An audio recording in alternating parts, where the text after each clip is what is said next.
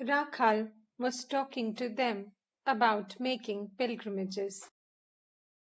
He said, "We have achieved nothing by staying here. The Master always exhorted us to realize God. Have we succeeded?" Rakhal lay down. The other devotees were either lying down or sitting. Rakhal: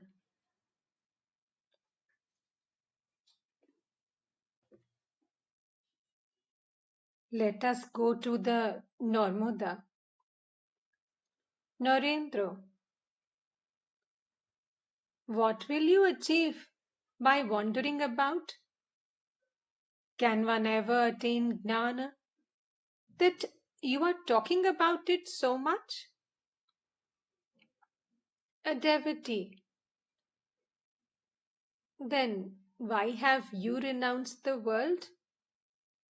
Narendra: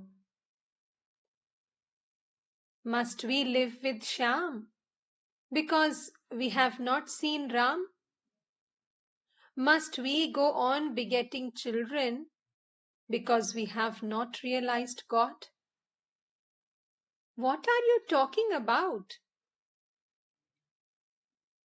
Narendra went out, returning after a few minutes. Rakhal was still lying down. A member of the monastery, who was also lying down, said teasingly, feigning great suffering on account of his separation from God, "Ah, please get me a knife. I have no more use for this life.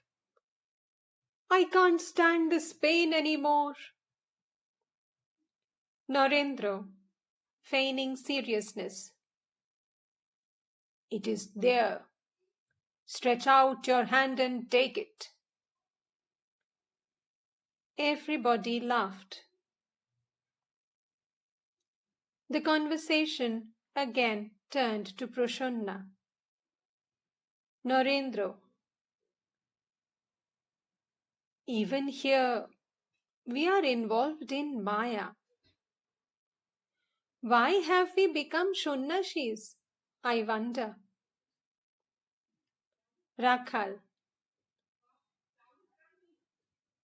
"I have read in a book that Shunnashis should not live together.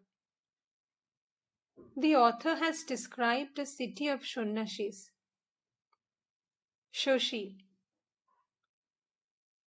"I don't care about Shunnash or any such thing. There is no place where I cannot live."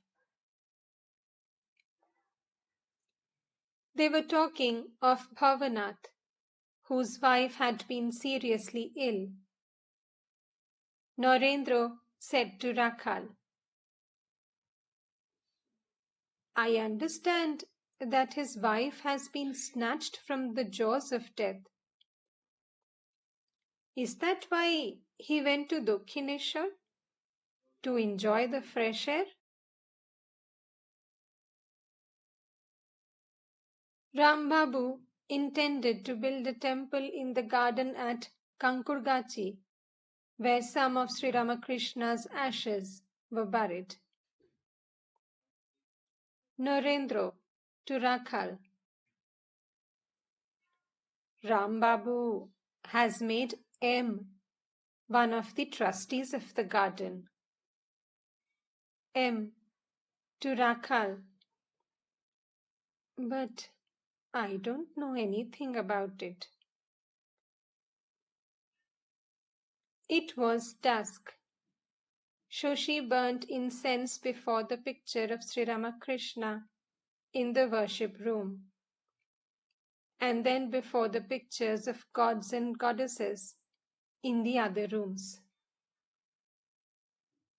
The evening worship began.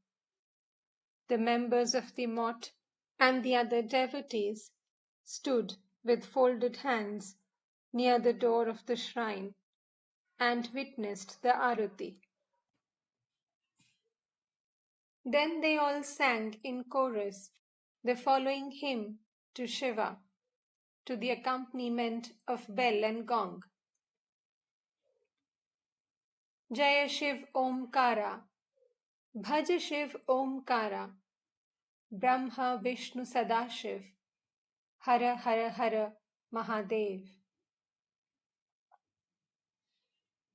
Narendra had introduced this song for the evening worship. It is sung in the temple of Shiva in Benares. It was 11 o'clock at night when their supper was over. The brothers prepared a bed for M, and all went to sleep. It was midnight.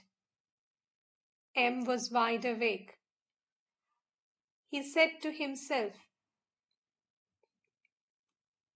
"Everything is as it was before. The same Ajodha.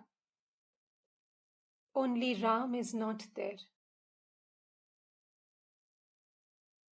M silently left his bed.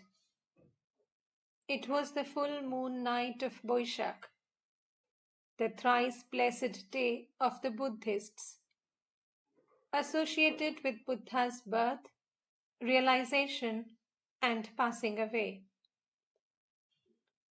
M was walking alone on the bank of the Ganges, contemplating the Master.